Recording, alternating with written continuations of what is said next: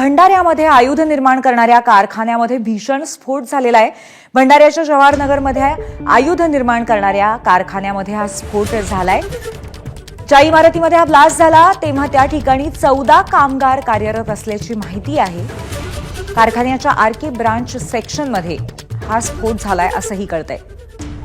आतापर्यंत 5 कामगारांना गंभीर जखमी अवस्थेत बाहेर काढण्यात आलंय आणि त्यांना रुग्णालयात दाखल करण्यात आलंय। उर्वरित कामगारांचा मात्र शोध सुरू आहे।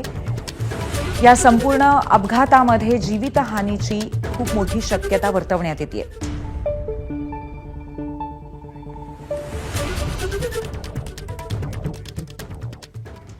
दरम्यान घटनास्थळावरून आढावा घेतला आमच्या प्रतिनिधींनी। भंडारा जवळील जवाहरनगर येथील ऑर्डिनन्स फॅक्टरीमध्ये आज भीषण स्फोट झाला।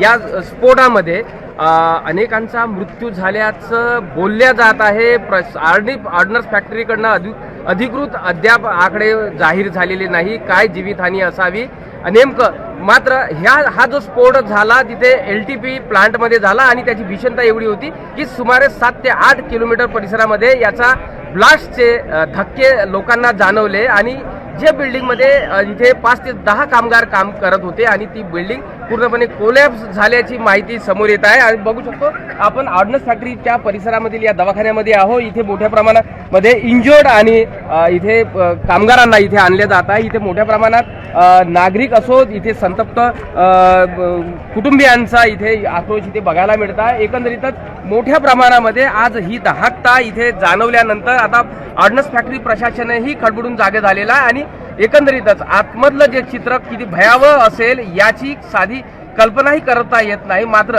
ऑर्डिनन्स फॅक्टरी कुणालाही आतमध्ये जाण्यासाठी मज्जाव करताय। एकंदरीतच ऑर्डिनन्स फॅक्टरी जेव्हा अधिकृत आकडेवारी घोषित करेल त्यावरच आपण निश्चितपणे सांगू शकतो की या ब्लास्टचा किती भीषणता होती। प्रशांत देसाई, ABP माझा, Jawahar Nagar ordnance factory Bhandara. ABP माझा, उघडा डोळे बघा नीट।